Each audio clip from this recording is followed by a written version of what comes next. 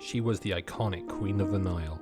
Her ancestors rode with Alexander the Great and ruled Egypt for nearly 300 years.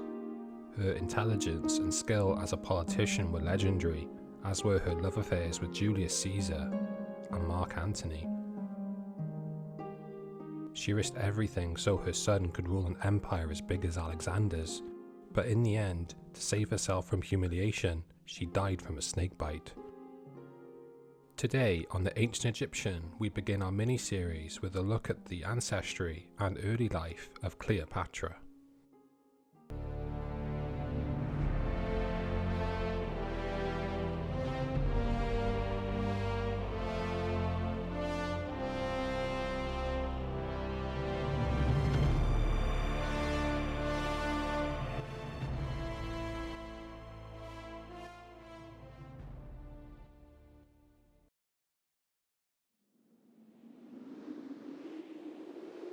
The story of Cleopatra begins here, in the western Egyptian desert. An expedition led by history's greatest general, Alexander the Great, is floundering. Their supplies are running low, and they are lost. There are two accounts of what happened next. According to Alexander's general Ptolemy, who would later rule Egypt, two speaking snakes appeared to show them the way. In the other, Arrian, a Greek historian chronicling Alexander's conquest, claimed two crows led Alexander to the Siwa oasis. It would have been a relief to Alexander's party to reach this place with bubbling springs and trees heavily laden with dates, but Alexander came here for a specific reason. The temple of Amun, later the temple of Zeus Amun, housed an oracle famous throughout the ancient world. An ancient oracle was a combination of an informed fortune teller with a savvy geopolitically minded politician. What's more, their word was considered to come directly from the gods, and Alexander wanted to ask a crucial question. Was he a god? All the ancient sources agree the oracle confirmed he was a god. How much Alexander stumped up to get that answer, we can only guess. For Alexander, this elevation would raise the morale of his soldiers and set him on an equal footing with his sworn enemy, the god-king of the Persian Empire, Darius III, who was regrouping in Western Asia after a series of defeats by Alexander's army. It would also allow Alexander to sit on the Egyptian throne as a god and not just a mortal Greek, lowering the likelihood of rebellion.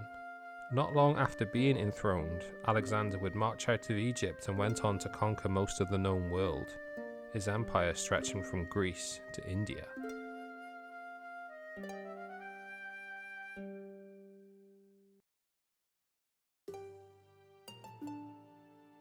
Alexander died in Babylon in 323 BCE, most likely from typhoid, and the empire he had built, the largest the world had seen, quickly began to fragment, as he had left no heir or will. Ptolemy, Alexander's trusted friend, instigated the partition of Babylon, where he was made governor, not yet pharaoh, of Egypt. Ptolemy took extraordinary measures to secure the body of Alexander, as by Macedonian custom, kings asserted their right to rule by burying their predecessor. Ptolemy actually went as far as kidnapping Alexander's body in Syria. Ptolemy initially entombed Alexander in Memphis before moving him to the city which would be Egypt's de facto capital for the next 3 centuries. Alexandria was founded in 331 BCE by its namesake. Surrounded by the marshes of the Nile Delta and the Mediterranean Sea, it would become an oasis of Greek culture. It had a famous medical school, was the home of the Great Library of Alexandria, and the last of the 7 wonders of the ancient world, the Great Lighthouse, which burned so brightly, sailors 100 miles away could see it. Unfortunately, today, due to earthquakes and the relentless waves, that world now lies submerged in the harbour.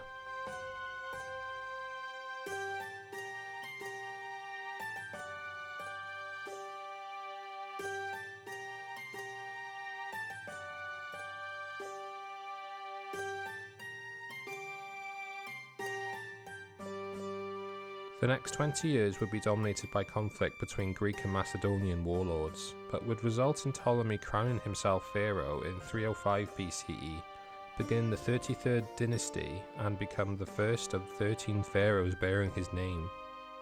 The Ptolemies will have their own video in the future, but for now I'll briefly list the highs and despicable lows of some of Cleopatra's ancestors.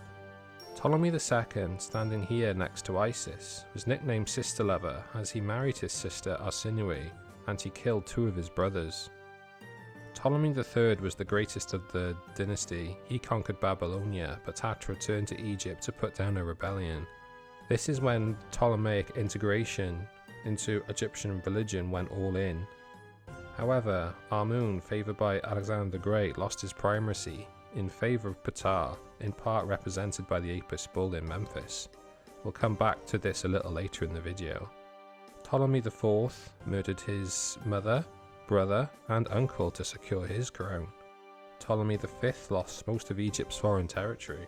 Ptolemy VIII, nicknamed Fatty, needed help to walk as he was a gluttonous eater. He murdered his son, had him hacked to pieces and sent them to the son's mother as a birthday present. Cleopatra's father, Ptolemy XII, had the nickname of the Bastard.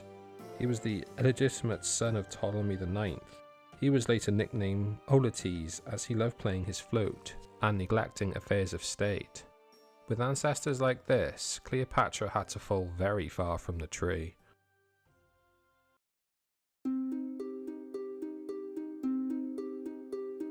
The future Cleopatra VII was born in 69 BCE in Alexandria.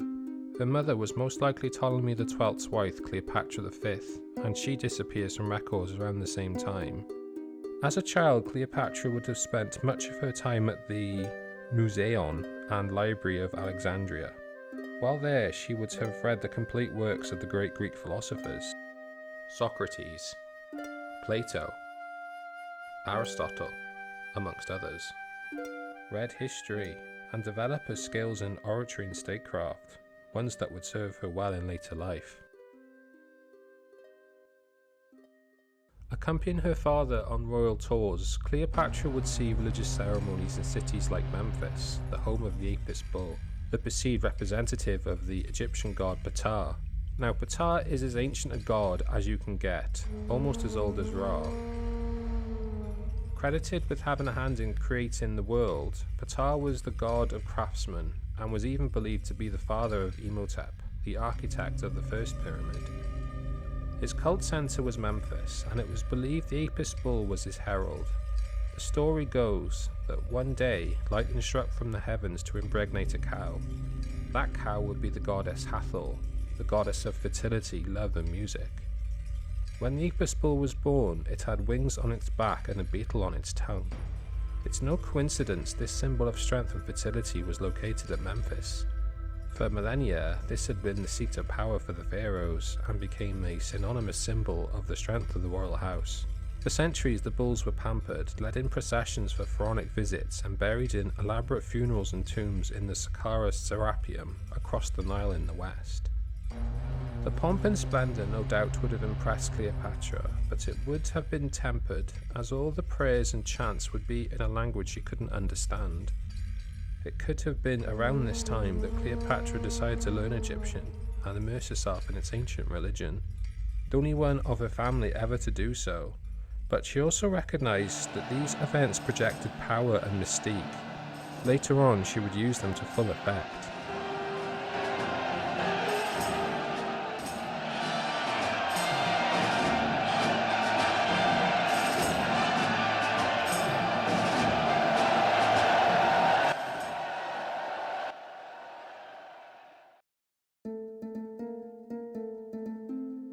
The will of Ptolemy X left the lands controlled by the Ptolemies, including Egypt, to Rome if there were no surviving heirs. What this meant is that the Ptolemy dynasty now faced an additional threat.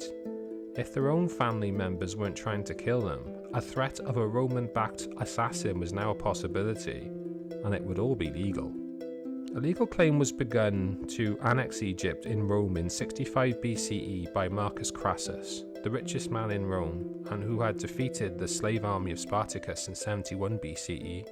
The annexation of Egypt into the Roman Empire was in a large part defeated because Ptolemy XII was lavishing gifts and bribes to Roman senators for their support. One in particular would become integral to Ptolemy keeping his throne until his death: Gnaeus Pompeius Magnus, or as he's more commonly known, Pompey the Great, a great general who had helped defeat the tyranny of the Roman would-be dictator Sulla and expand the Roman Empire in the east.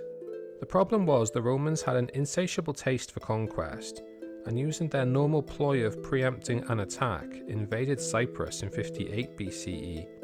In this case, it was to stop piracy. Now, Cyprus had been part of the Ptolemaic sphere of influence for centuries, and it was ruled by a Ptolemy, the brother of Ptolemy XII, whose reaction was one of silence. To the Macedonian aristocracy in Alexandria, it was the last straw. Already burdened by heavy taxation from funding bribery to the very same conquerors of Cyprus, Ptolemy XII was forced into exile in the same year.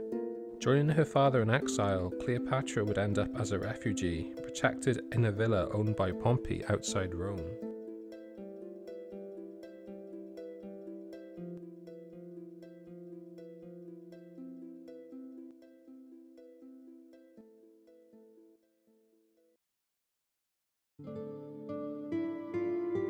It's at this point I like to think Cleopatra learned some tough lessons.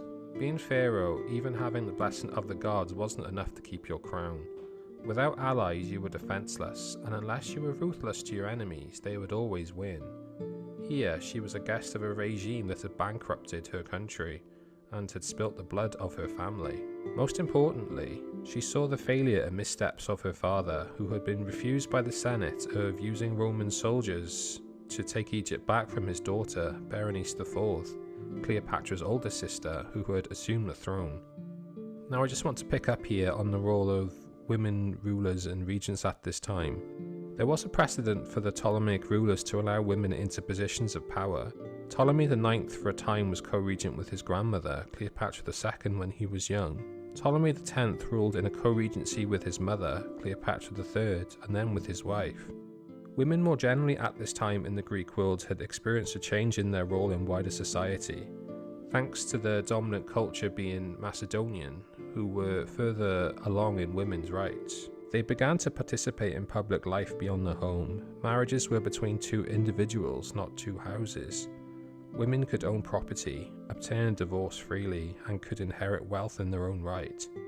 Although I would add, Egyptian women had enjoyed these rights for at least a millennia beforehand. It's important to note women didn't have these rights again until some women in Europe in the early 20th century and until the 1950s for American women.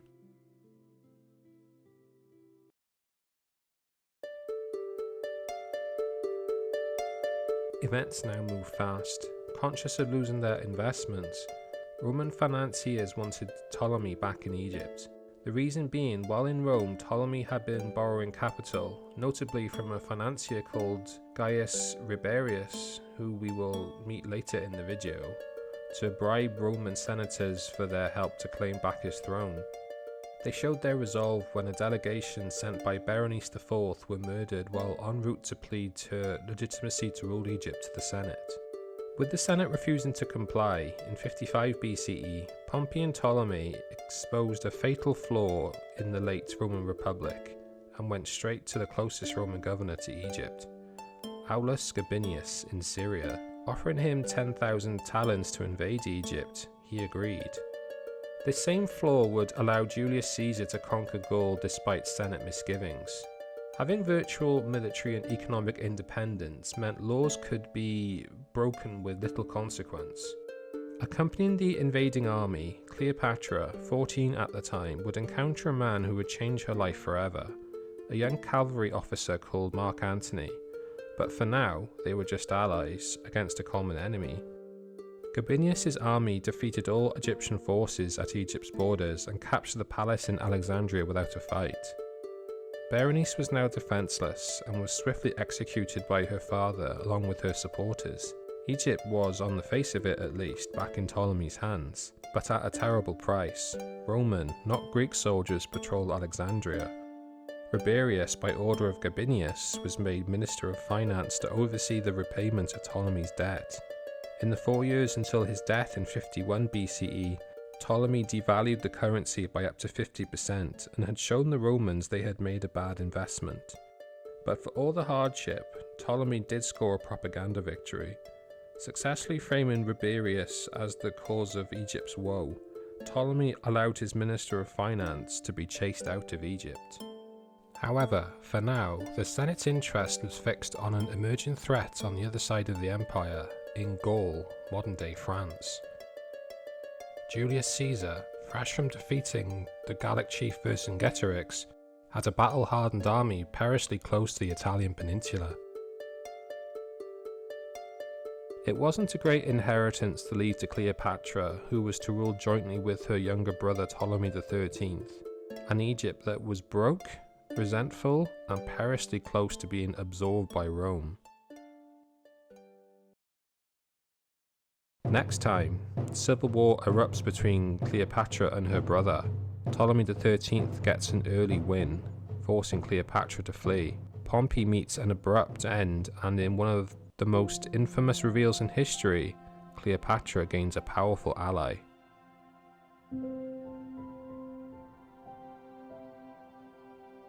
I just want to say a big thank you for watching and supporting this channel. Please like, subscribe, and ring that notification bell so you never miss a new video.